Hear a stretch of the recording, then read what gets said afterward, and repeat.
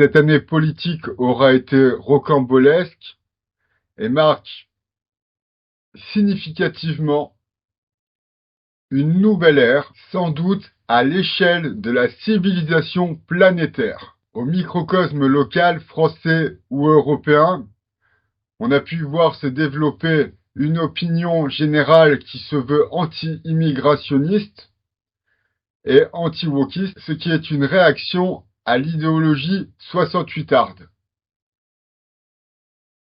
Bien sûr, tout n'est pas bon dans ce mouvement qui s'est développé et qui a vu le Front National arriver 3 fois au second tour de l'élection présidentielle. Pour autant, si ce mouvement prend une telle ampleur, c'est que certaines vérités qu'il porte sont cohérentes. On voit que même parmi les enfants de l'immigration, certains portent ce discours aussi. Personnellement, j'ai déjà fait l'analyse des rapports de force politiques et des idéologies politiques qui existent. Donc, je vous renvoie là sur une vidéo. Je ne vais pas refaire cette analyse. Donc, cette année qui vient de s'écouler est une vraie rupture entre le passé et le présent. On imagine mal un futur qui fait des signes propices en termes de paix sociale. On imagine un chaos gigantesque, une Europe qui se construit pour aller on ne sait trop où, des guerres, par exemple récemment en Syrie, un régime, renversé par des islamistes, une guerre en Ukraine déclenchée par la Russie. En Amérique, un président vindicatif et belliqueux envers tout le monde. Notre futur n'est pas doux. Aujourd'hui, il n'y a plus de cités, il n'y a plus de nations, il y a une terre avec des peuples entremêlés les uns aux autres par l'intermédiaire d'Internet. Il n'y a plus de nation, il n'y a plus d'État, il y a une terre et une population mondiale qui se connaît dans le microcosme français, qui est donc, comme je le pense, le centre du monde, qu'il a toujours été et qu'il le restera. Cette année aura été une rupture, non pas tant idéologique, mais pragmatique, comme je le dis. L'idéologie 68arde est bien enterrée et bien terminée. Et le discours réactionnaire de l'Action française est même porté par les enfants de l'immigration. Au moins porté par les intellectuels issus de l'immigration, puisque les enfants de l'immigration font partie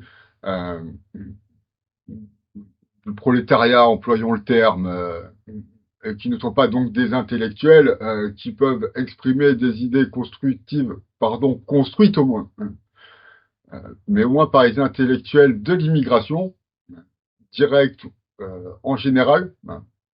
Par exemple, les youtubeurs aujourd'hui issus de l'immigration sont des immigrés de première génération, tout simplement.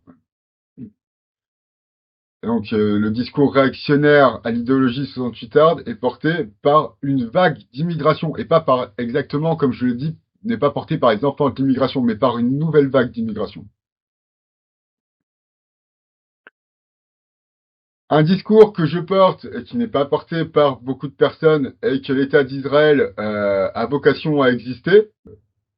Nous sommes vraiment entrés dans un nouveau monde politique, dans une nouvelle idéologie politique. À titre personnel, bien sûr, j'ai une idée de ce que sera le futur,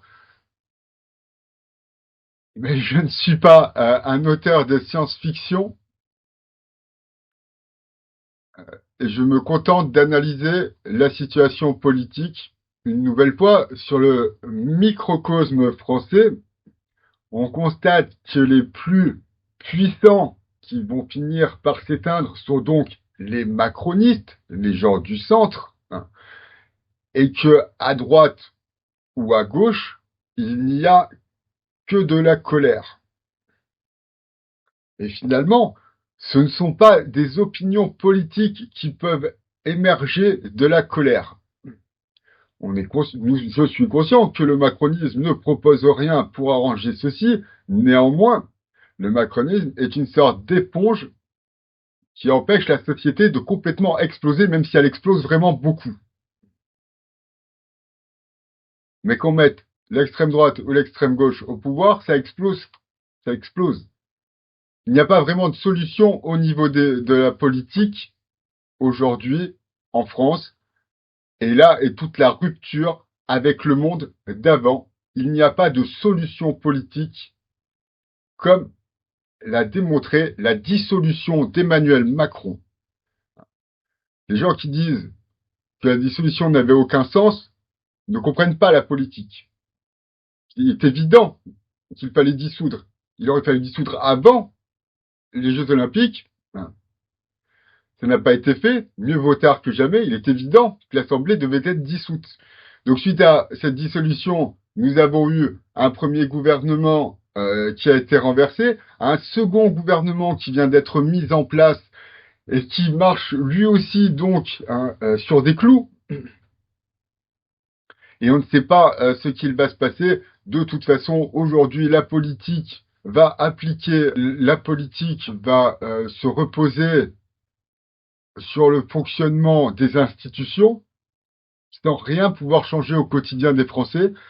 Par exemple, avec la loi de financement de la Sécu et de l'État,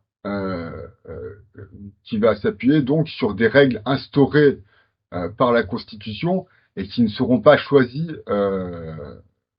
au cas par cas. Le financement ne sera pas étudié au cas par cas par des hommes, mais simplement par des machines, des ordinateurs, d'où d'ailleurs au passage l'intérêt de l'intelligence artificielle. Si on l'utilisait, ça pourrait nous aider pour le budget par exemple. Nous sommes dans un chaos politique sans précédent, qui est dû à une submersion migratoire, mais pas uniquement. Le chaos politique aussi vient du fait que certaines personnes s'accaparent tous les postes privilégiés dans la vie, qui représentent beaucoup de postes, donc immensément de personnes qui sont accaparées tous les postes dans la société, et du coup, le peuple, lui, ne peut plus s'exprimer, ne peut plus rien faire. Voilà, le chaos n'est pas uniquement le produit de la vague migratoire, mais aussi d'une élite nombreuse, qui accaparait tous les postes, et dans l'éducation, et dans la fonction publique, ou même dans les marchés publics, d'une élite nombreuse, puissante. Un nouveau monde est apparu depuis bien longtemps, depuis avant mai 68, depuis très longtemps. Si j'étais cynique, je vous dirais, sur ces bonnes nouvelles, je vous souhaite une bonne année et de joyeuses fêtes. Or, je ne le suis point, et je vous souhaite malgré tout de joyeuses fêtes, et je vous souhaite beaucoup d'espoir et de courage pour le futur. Merci de m'avoir écouté et aimez-vous les uns les autres.